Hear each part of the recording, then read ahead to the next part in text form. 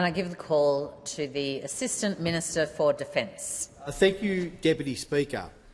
Since our first day being elected in government, we have worked hard making Australia stronger in the world and safer at home.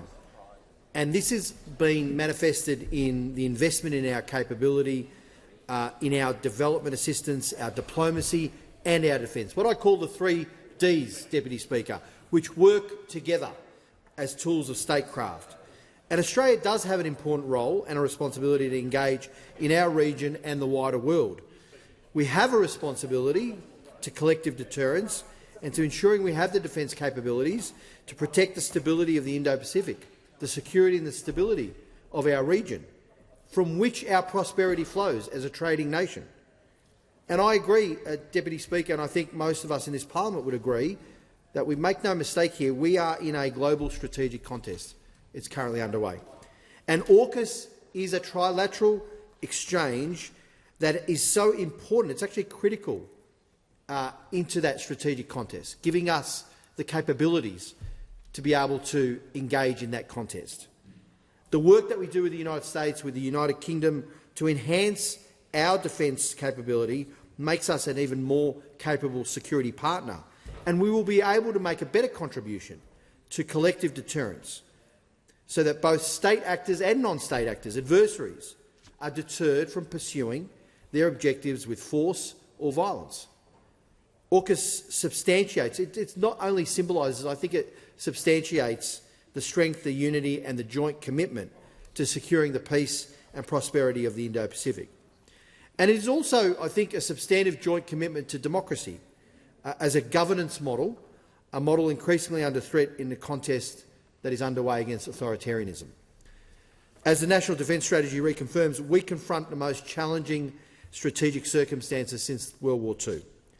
And we do so at a time as well where Australia's economic connection with the world has never been greater. We need to support, because of that, clearly, we need to support the ADF with a much greater capacity to project so we can defend our nation and contribute to regional security and stability.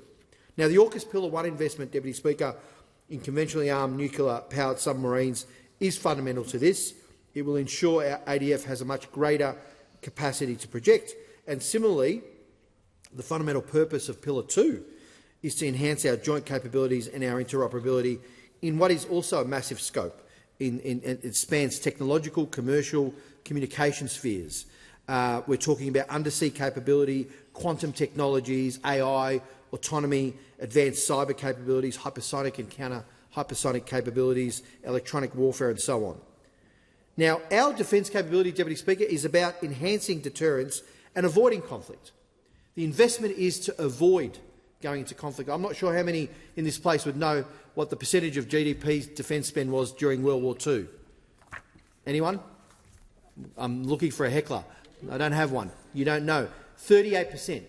Because in the midst of war, your nation, in the midst of war and conflict, all of the efforts and resources go into defending the nation. So an investment now in defence and defence capability and deterrence is an investment in avoiding conflict and avoiding war, because it deters others from seeking to change the strategic circumstances based on their force or their use of force.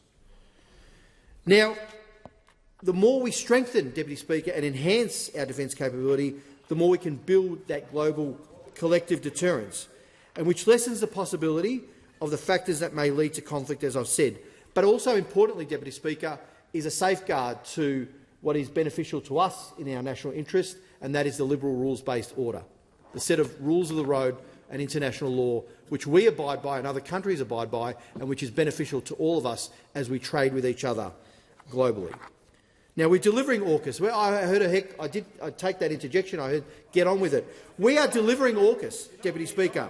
Since the announcement in March 2023, I'll answer that interjection. Just order for a moment. Here is the tangible— Minister, just take a moment, please. Goading of interjections is problematic. Responding to them is even worse. So let's calm that down and get back to the debate. Well, thank you, Deputy Speaker, for reining us in. We were formerly good colleagues on the PGCIS. We still are. But I will go to that point, because since March 2023, Deputy Speaker, we have seen tangible progress on a number of fronts, and we recognise a very significant investment that we've made. This is AUKUS is one of the greatest industrial endeavours Australia has ever undertaken, supporting industry, jobs, infrastructure over a number of decades.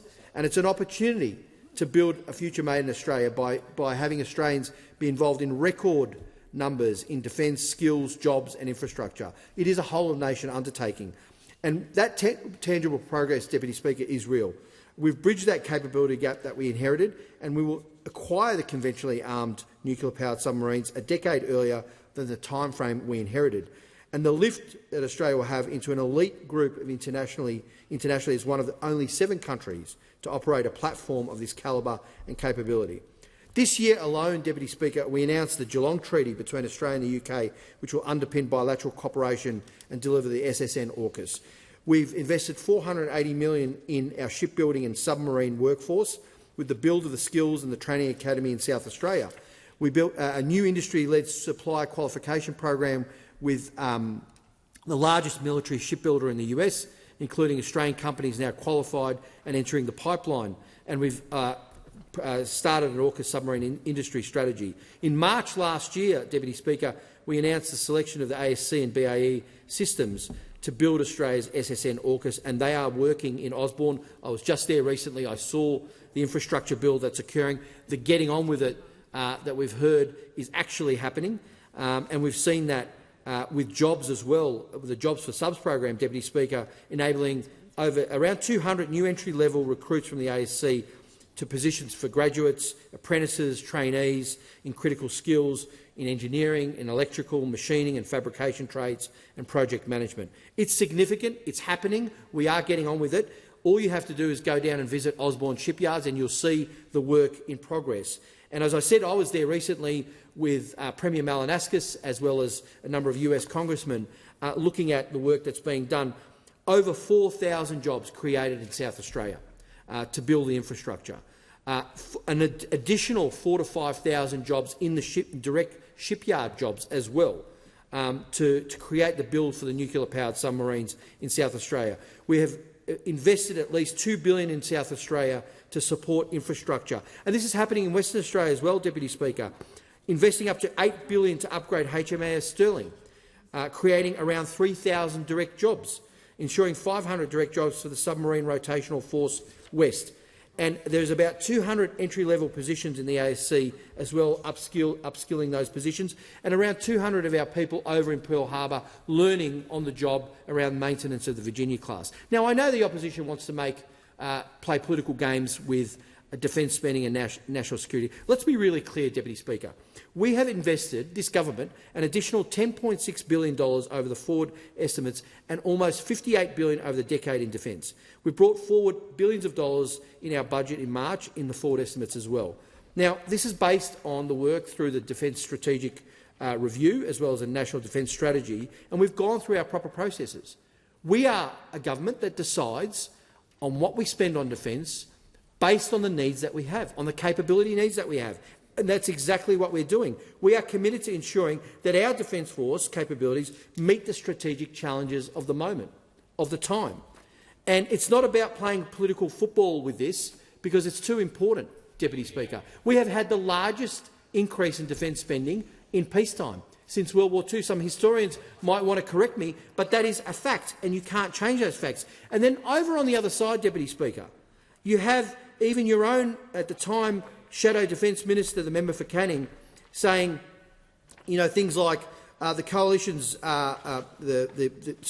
coalition's position. It became very difficult, and I quote, "It became very difficult to talk about defence during the campaign without a policy." Without a policy, Senator Henderson said on defence at the election during the campaign, "It looks like we're talking about it as an afterthought." That's coming from their own members, Deputy Speaker. Deputy Speaker, in conclusion, I will say this. Our job over the coming years is clear. We are laser-like focused on ensuring that we make the commitments and the investments in defence capability that we need to ensure the stability and security of the Indo-Pacific, our place in the world, and the prosperity that flows from that. We are laser-like focused on that endeavour, and that's why we are delivering every day when it comes to AUKUS and our defence forces.